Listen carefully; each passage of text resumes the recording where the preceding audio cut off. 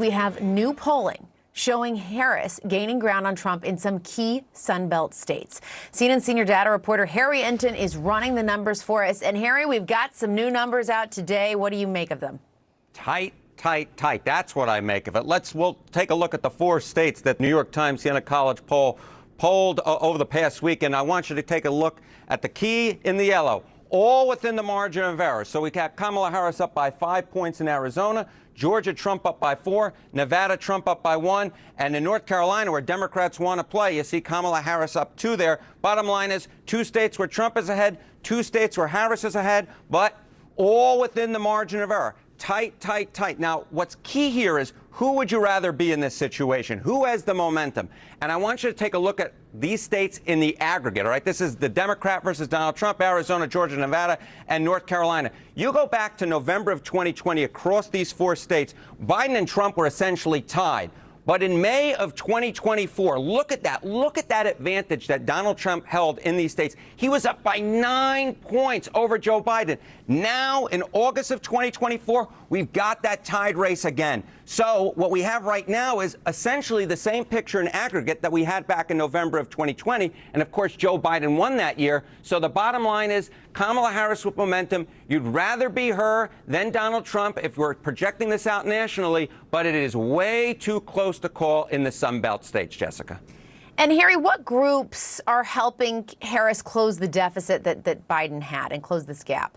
Yeah. What are the groups? Well, if you know anything about the Sun Belt, you know that Georgia and North Carolina have a lot of black voters in them. Arizona and Nevada have a lot of Hispanic voters in them. All right, so this is the vote choice across the Sun Belt swing states among likely voters. Look at how much better Kamala Harris is doing now than Joe Biden was doing back in May. She's getting 84% of the black vote. Joe Biden was just getting 74% of it back in May. How about Hispanics? It's basically the same story. Look at this. Kamala Harris is getting 54% of that vote now, compared to Joe Biden just getting 47% back in May.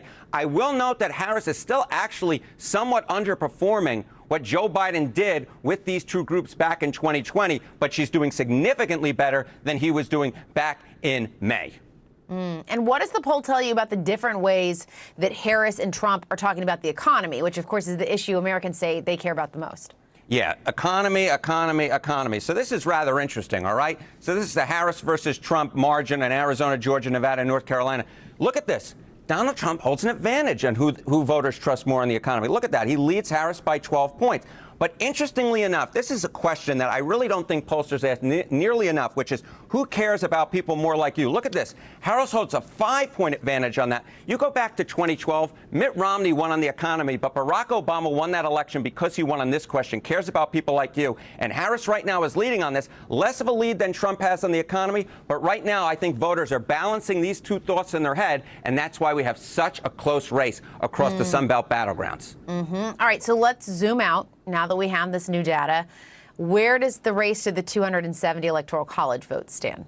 Right. So, last week, the New York Times released polls from the northern battleground states and the Great Lakes. And this weekend, they released them across the Sun Belt. If the New York Times polls are exactly right, of course, there's a margin of error, and we'll get to that in a second, Kamala Harris would get 297 electoral votes, more than the 270 she needs to win, because she'd win up here in the Great Lake battleground states. She'd also win down here in North Carolina and Arizona, lose in Nevada and in Georgia. So if the polls are exactly right, she's ahead. But of course, these polls come with a margin of error. And this race, in my opinion, is very too much close to call. Why is that? Because if we look within the New York Times polls margin of error, you could actually find that Donald Trump could get 312 electoral votes, winning up here in the Great Lakes, winning in North Carolina, Georgia, Arizona, and Nevada. So bottom line is, as we head into the Democratic National Convention, yes, you'd rather be Kamala Harris than you would be Donald Trump. As you see here, this is sort of the median projection, but the bottom line is a Donald Trump victory is well within the margin of error, Jessica. All right, Harry Enten, as always, breaking the numbers down for us. Thank you very much. Thank you. And joining me now, CNN political analyst and White House correspondent for PBS NewsHour, Laura Barone-Lopez, and Stuart Stevens. He's the senior advisor to the Lincoln Project and also author of the book, The Conspiracy to End America, 5 Ways My Old Party is Driving Our Democracy to Autocracy. Thanks to both of you for being here on a Saturday night with us. Stuart, let's start first with you. Harry just walked us through these numbers. It is a very tight race. as we look at those key swing states? We're heading into the DNC next week. What do you think the Harris campaign needs to do to keep their momentum? Well, look, just one note about this as far as the African-American vote. That's showing at 84% for Harris. Harris is going to get 92% of that vote. In 1964, Goldwater got 7% of the black vote. In 2020, Trump got 8%. That's 1 point every 56 years.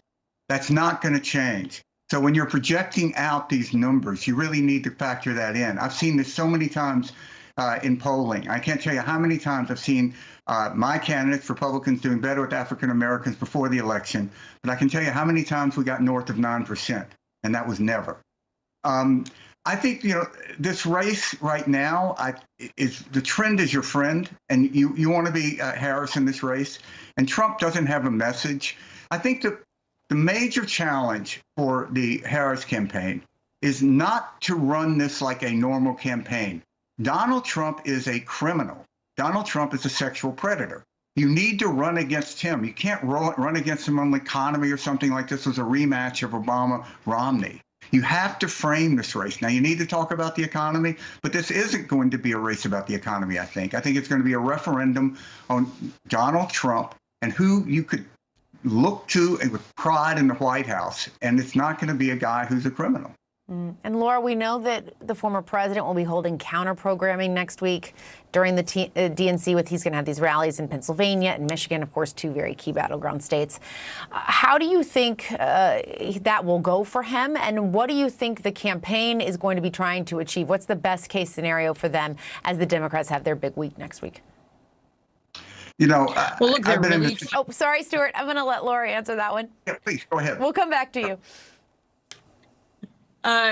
Yeah, I'm curious to see what Stuart has to say on this as well. But ultimately, Trump's campaign is trying to blunt Harris's momentum, find anything that they can do to stop it. Because right now, Democrats and the Harris campaign are expecting that coming out of the DNC, they will have another little boost, that it'll just add to the momentum that she has. And I'm on the ground here in Chicago already. And, a lot of the voters that I've talked to, yes, they're in Illinois and it's not a swing state, but they just talk all the time about how much the vibes of this election have shifted. And it already felt like a vibes election before now, especially since voters didn't really respond to some of the good economic numbers previously. And so it felt like a vibe session to voters. And that's why they were more leaning Trump prior to President Biden dropping out of the race. And so Harris is trying to add to the momentum that she has right now. And Trump, after not being out on the campaign trail for about a week ago, for a whole week, he's now trying to really get out there in those battleground states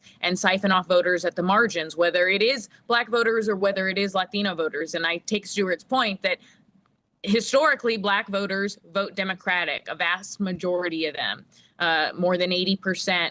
But there is some concern among some of the Democrats that I'm talking to about just at the margins, whether or not black men specifically are still curious about Trump, or if Harris is actually helping bring some of them home. And Stuart, let's get your thoughts on all of that. Look, if I was advising Donald Trump, God forbid, I would say just stay out of the way next week. I've been in this situation where it's the other team's convention. I don't think there's anything you can do that's going to break through that. You're going to have whatever you create is going to be a bad split screen for you.